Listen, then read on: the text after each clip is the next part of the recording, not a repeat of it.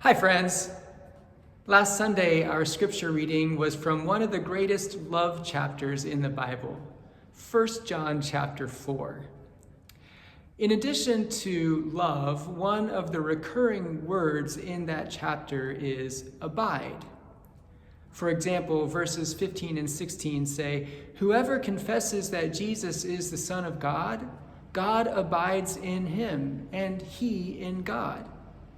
God is love, and those who abide in love abide in God, and God abides in them." The idea of abiding is very important both in John's letters and in John's gospel. In chapter 15 of the Gospel of John, Jesus says, "Abide in me as I abide in you. Just as the branch cannot bear fruit by itself unless it abides in the vine, neither can you unless you abide in me. I am the vine, you are the branches. Those who abide in me and I in them bear much fruit, because apart from me you can do nothing. As the Father has loved me, so I have loved you. Abide in my love. If you keep my commandments, you will abide in my love, just as I have kept my Father's commandments and abide in his love." To abide means to remain fixed or stable. It means to dwell, to make one's home, to stay intimately connected. In John's letter, there are two key aspects to abiding. The first is that the abiding is mutual. We abide in God, and God abides in us. We remain connected to God, and God remains connected to us. Now that's really good news, because staying connected to God is a really strong demand.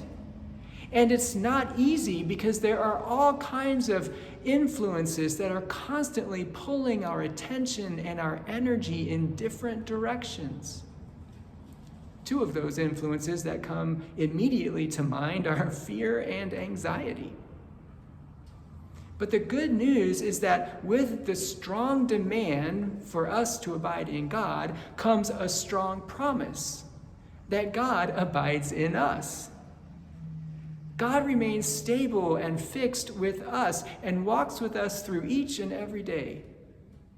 God remains with us more than just a couple of hours on Sunday morning.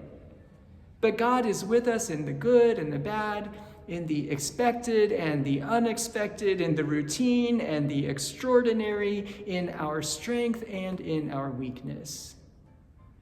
Even when it would be a lot easier for God just to throw up his hands and turn and walk away from us and our sin and our failure and our fear and our anxiety, he doesn't do that.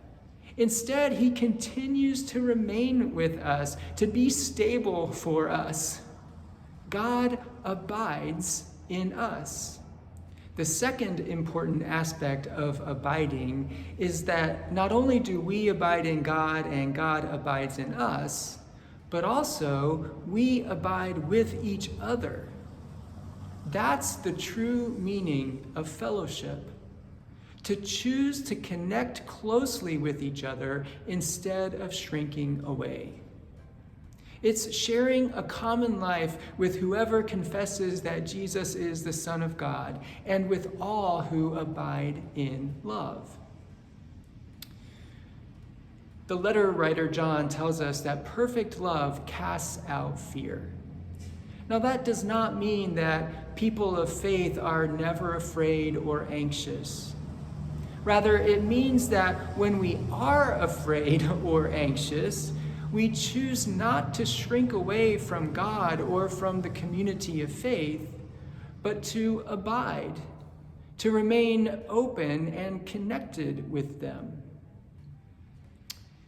However you are feeling this season, excited, joyful, melancholy, anxious, know that you are not alone.